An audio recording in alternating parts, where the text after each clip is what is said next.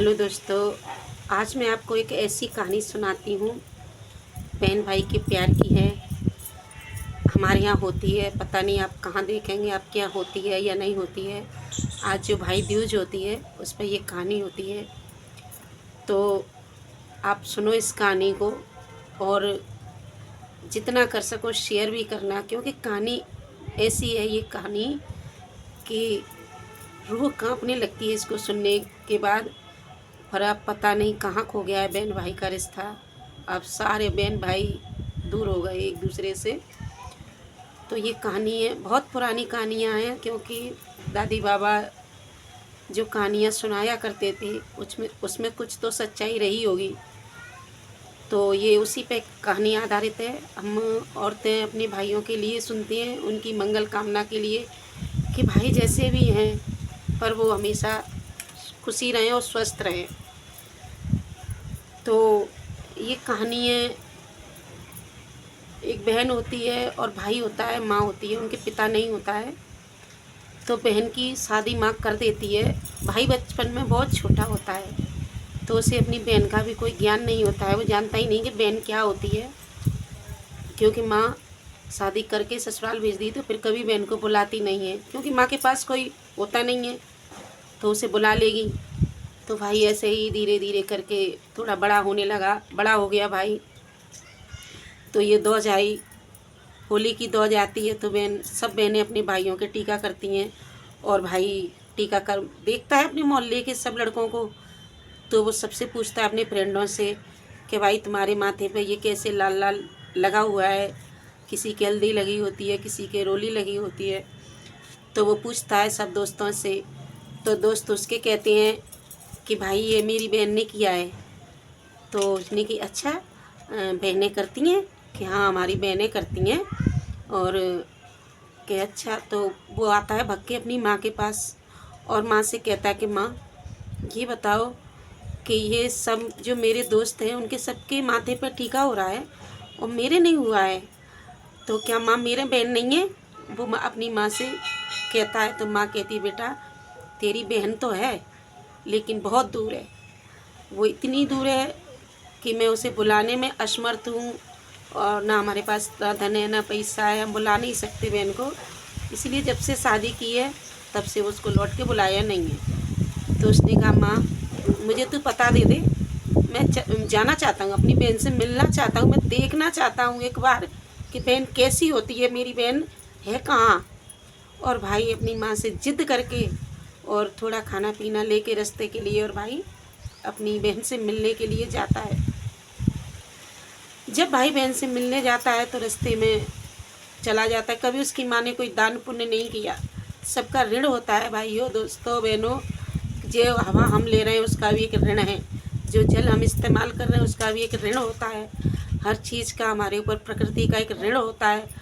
तो अगर हम समय समय पर उस पर थोड़ा करते रहते हैं दान पुण्य, जैसे सूर्य को जल देना है तो जल का ऋण उतरता है, और हवा को भी भैया सबका अपना अपना है। तो भाई की माँ, उसकी माँ ने कुछ किया नहीं था, अब बेटे पे संकट आने लगे रास्ते में। जब वो जाता है तो गांव से थोड़ी दूर में एक नदी पड़ती है, तो नदी को पार करना चाहता है, क्योंकि उसकी बहन 7 नदियों के पार थी। अब वो जाता है तो नदी ने कहा कि मैं तुझे जाने नहीं दूंगी, मेरा ऋण है तेरे ऊपर, मैं तुझे डुबा जाऊंगी, क्योंकि कभी तुमने एक लोटा जल हम लोगों पे हमारा नहीं लिया, चढ़ाया नहीं किसी देवता को, उन्हें हमारे हमें कुछ दान पुण्य किया है। तो उसने कहा कि हाँ आप मुझे, वो प्रार्थना करने लगा माँ से कि हे नदी माँ, हे गंगा माँ, आप मुझे भले ही डुबो लेना, मैं मना नहीं करता हूँ, लेकिन मैंने अपनी बहन को नहीं देखा है, मुझे मेरी बहन से तो मिलाने दो, मैं अपनी बहन से मिलना चाहता हूँ, मैं अपनी बहन को देखना चाहता हूँ। तो उसने कही अच्छा, फिर लौट के मेरे पास से ही आएगा कि हाँ, और आप मुझे भले ही डुबो लेना। क्या करूँ भाइयों बहनों, बहुत आंसू रोक रही हूँ लेकिन रुक नहीं रहे, क्योंकि ये जो कहानी है बड़ी प्यार भरी कहानी है। वैसी कहानियों पे तो भाई दिल भर ही आता है। तो वो वहाँ से निकल के जाता है, जब निकल जाता है तो जंगल पार करता है, तो जंगल में एक शेर मिलता है उसको। शेर भी उसे खाने के लिए दौड़ता है। तो वो शेर कहता कि मैं तुझे खाऊंगा, तो उसने कहा मुझे मेरी बहन से मिले आने दो, फिर खा लेना। तो वहाँ से भी चला जाता है। फिर एक सांप आता है, तो सांप उसे सांप भी उसे खाने दौड़ता है। तो वो सांप से भी यही कहता है कि मुझे मेरी बहन से मिलाने दो, फिर मुझे खा लेना। तो वो चला जाता है, धीरे धीरे पूछता पाछता अपनी बहन के पास पहुंच जाता है। तो पहले के ज़माने की औरतें क्या करती थी कि सूत काटती थी। वही आज के बच्चे जानते नहीं इन चीज़ों को, लेकिन हम जो पुरानी माता बहनें हैं वो सब जानती हैं।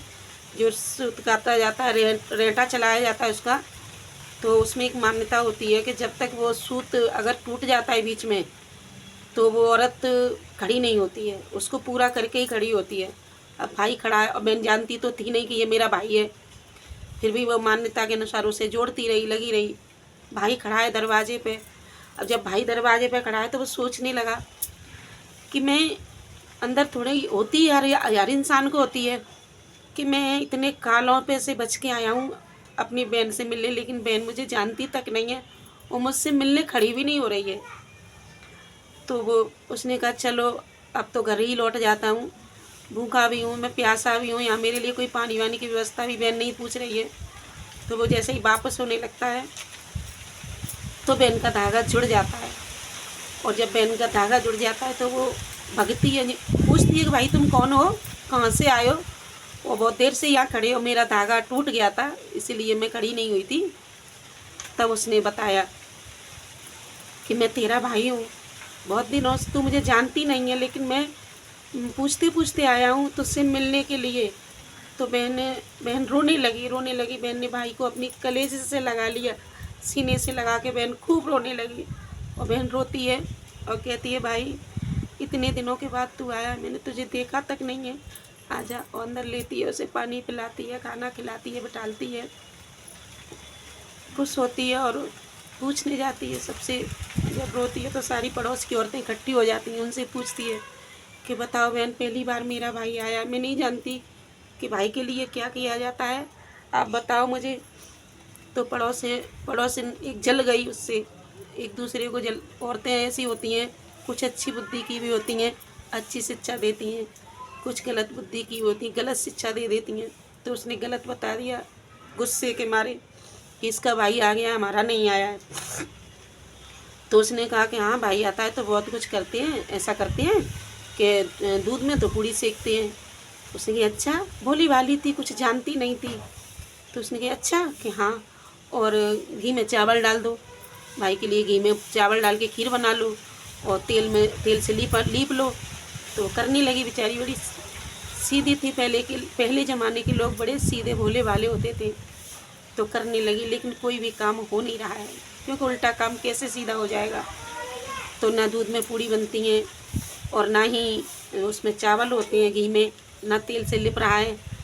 तो अब हो नहीं रहा, परेशान हो गई। फिर सास के पास जाती कि माँ जी, ये सासू माँ मुझे बता दो, मेरा भाई आया है, बहुत प्यारा है, बड़े दिनों के बाद देखा है, बचपन से मैंने उसे देखा तक नहीं, आज आया है। अब आप बताओ कि मैं उसके लिए ऐसा क्या करूँ जिससे मैं अपने भाई की सेवा कर सकूँ। तो सास ने फिर कहा कि पागल, ऐसा कर, दूध में चावल डाल दे, खीर बना भाई के लिए, और घी में पूड़ी सेक ले, और तेल में सब्जी बना, पापड़ बना, पुआ बना, मंगोड़ा बना, भाई को खिला। करने लगी, सारा काम होने लगा, और अपने भाई की खूब सेवा करती है, खूब भाई को रखती है, जाने नहीं देती कि ना अब मैं तुझे जाने नहीं दूँगी, अपने पास ही रखूँगी। तब लेकिन फिर भी माँ घर में अकेली होती तो भाई कितने दिन रुकेगा। तो भाई को खूब खिलाती है।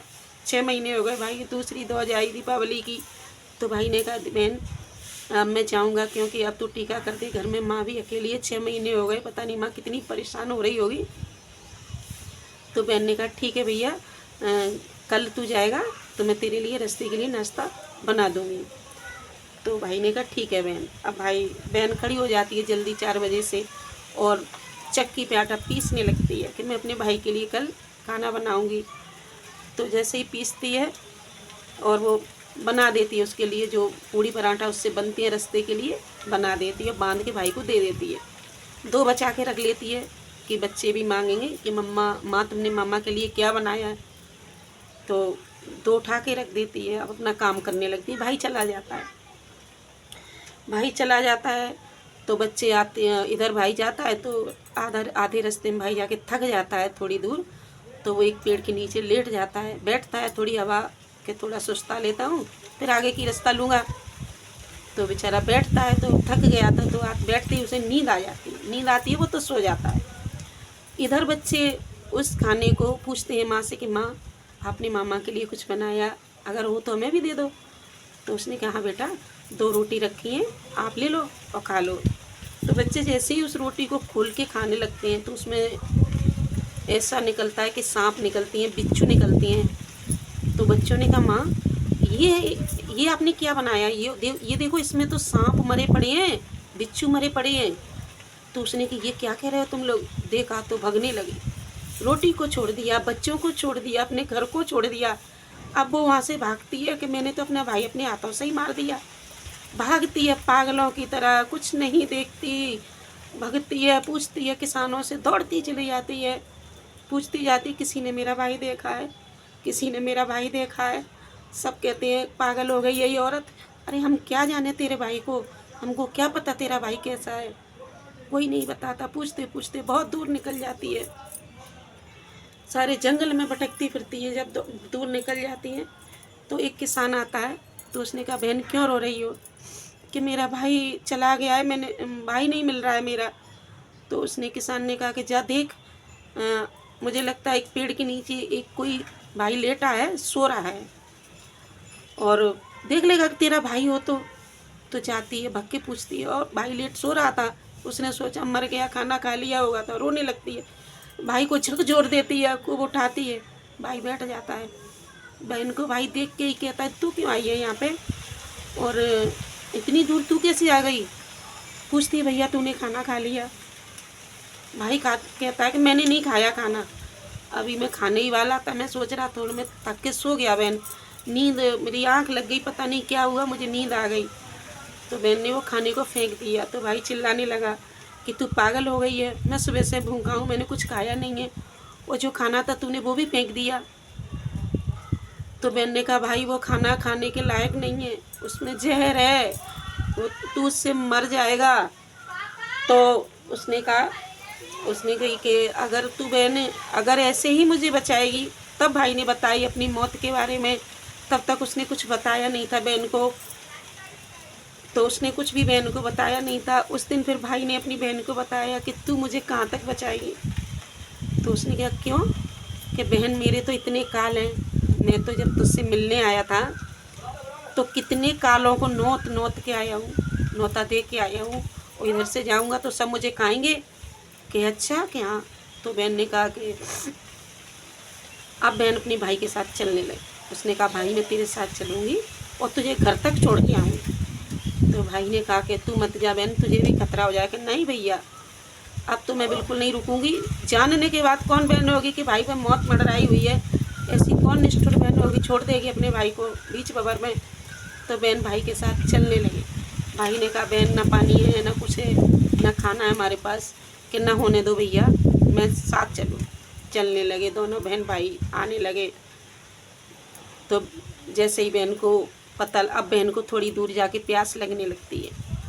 तो उसने कहा भैया मुझे प्यास लग रही है। तो भाई ने कहा मैंने बहन देख तुझसे कहा था कि तू मेरे साथ मत चल, लेकिन तूने मानी नहीं। तो भाई ने कहा, बहन ने कहा कोई बात नहीं।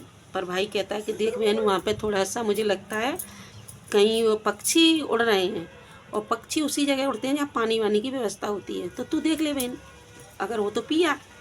बहन जाती है, तो जब पानी पीने जाती है बहन, तो वहाँ देखती है कि कुछ मज़दूर काम कर रहे होते हैं। जब मज़दूर काम कर रहे होते हैं तो वो उनसे पूछती है कि क्यों भैया ये कैसे कैसे बड़े बड़े पत्थर आप बना रहे हो, और इतने बड़े बड़े पत्थर आप क्यों तैयार कर रहे हो। तो उन्होंने कहा कि तुमको क्या लेना देना, तुम जाओ अपना काम करो, पानी पीने आई हो तो पानी पियो और निकलो। तो उन्होंने कहा कि नहीं भैया मुझे तो बता दे, पानी तो मैं बाद में ही पीऊँगी, पहले बता दे। तो एक ने कही कि बता दे, कौन सा उसी की बहन होगी। अब वो बता देता है। तो कहता है कि ये इसलिए हो रहा है कि जो एक भाई है एक बहन है। कि अच्छा कहना मतलब भाई के ऐसा भाई है, वो बहुत प्यारा है, माँ ने कभी उसको डांटा तक नहीं, कोई अपशब्द नहीं कहे। कि अच्छा कि हाँ बहुत प्यारा भाई है, तो ये जब भाई, ये उसी भाई यहाँ से निकलेगा भी, तो उसके ऊपर ये हम लिटा देंगे इसको, मतलब इसके नीचे दबाया जाएगा, मारा जाएगा कि अच्छा यहाँ कि तो वो बचेगा कैसे। जैसे ही आपने मारने का प्रावधान बनाया तो कुछ उसके बचाव में भी तो कुछ करना पड़ता होगा।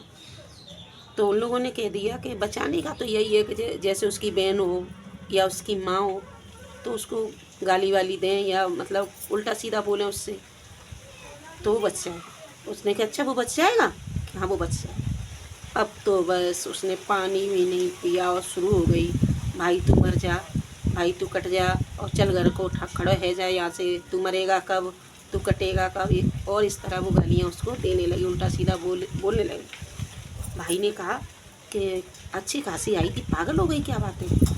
चलने लगी। अब वो नदी में कूद गई सबसे पहले, और नदी के लिए गांव में गई तो जौ मांग लाई, जौ लिए नदी को डाल दिए कि मैं तेरा दान कर रही हूँ, मेरा भाई मेरी झोली में डाल दे। और भाई को निकाल लिया उसने, पहले अपन कूदी फिर भाई का हाथ पकड़ लिया, अपने सारे भाई को पार करा लिया।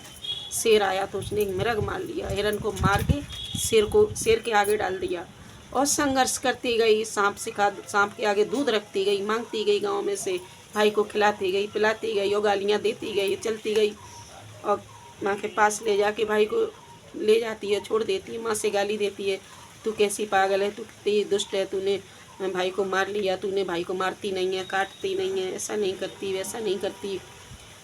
माँ ने कहा कि क्यों ले आया इसको पागल को यहाँ पे, और मैं तो इससे बच के रह रही थी और ये तो भैया बड़ी लड़ंका हो गई है वहाँ जाके।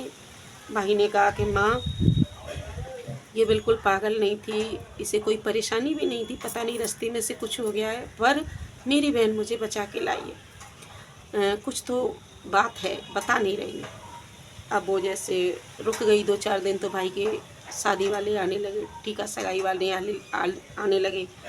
तो माँ ने कहा कि सगाई क्या करें, बहन ने कही करूँगी क्यों नहीं, शादी करूँगी अपने भाई की, और तू क्या करेगी, हटो एक तरफ को, मैं अपने भाई की शादी करूँगी। तो उसने टीका वीका ले लिया, पर कहने लगी कि पहले मेरा टीका करो बाद में मेरे भाई का करना।